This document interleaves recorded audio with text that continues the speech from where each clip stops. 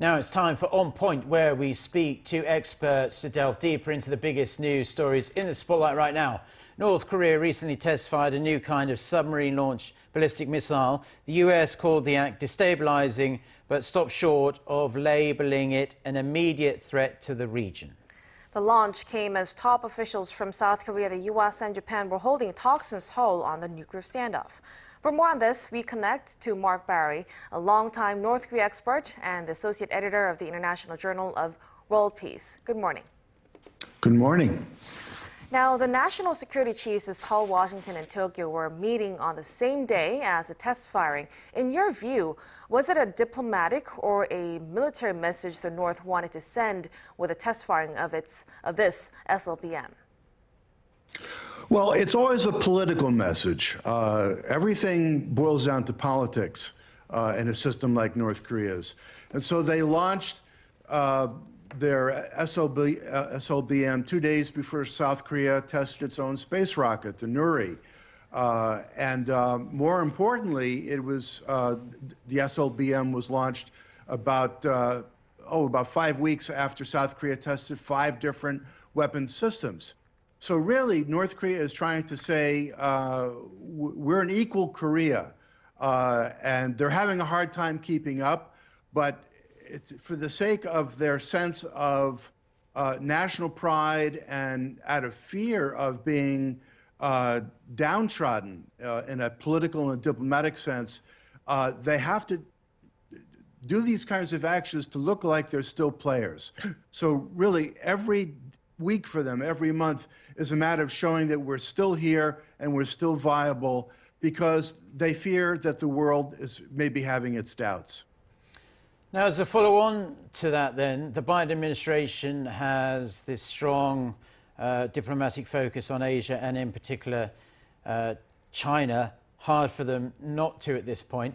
How much weight do you put on the opinion the North's military moves are really aimed at getting Washington's attention, showing the US it shouldn't be primarily or very heavily focused on just trying to rein in the influence of Beijing? Well, for a small state like North Korea to be ignored by the United States is akin to oblivion. The old shrimp among whales notion going back many, many generations with the Korean Peninsula. So North Korea recognizes that to them they are in an existential crisis, a word that I used a couple of weeks ago, that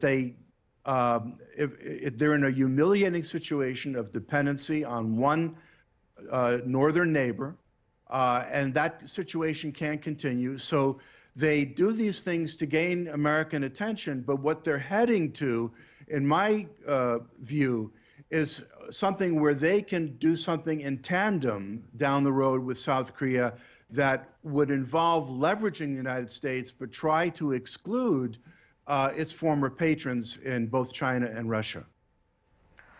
Now, Mark, North Korea has long been known for copying the technology of other countries, as well as, hacking into other nations' systems to steal their blueprints. Are you concerned that with this SLBM launch, North Korea is at a point now where it can generate its own sophisticated missile technology? They can steal, but they can't implement. They don't have the resource base. They don't have the widespread human capital. But what you have to watch out for is the fact that there are Russian and Chinese and Iranian and Pakistani scientists who, in a quasi-official capacity, may lend help and assistance. And that's, I think, what has enabled North Korea to get as far as it has. But they themselves will not be able to achieve the level of technology that South Korea has. But down the road, working in tandem with South Korea, that will be a very formidable force throughout East Asia. And finally, looking at it through the eyes of the regime, North Korea is banned from firing any ballistic missiles and is scolded over and over again for doing so. That being said, do you think it's really hard for South Korea and the US to say they have this moral high ground when they both test sophisticated weapons and hold these huge joint military drills at least once a year right on North Korea's doorstep? Well, you know, North Korea has been a UN member, as South Korea has, for the last 30 years. But for the North, the last 15, they've been under extreme or heavily mounting UN Security Council sanctions. They accept the sanctions as a part of life. But I agree, I don't think anybody has the moral high ground, but the North conducts these missile tests just keeping under the range understandings that they had with President Trump, to maintain U.S. attention and to leverage their way to become accepted as a modern state with the full range of defense capabilities, so they can be taken seriously and negotiate from a position as an equal rather than a country that is seen as being in dire economic straits.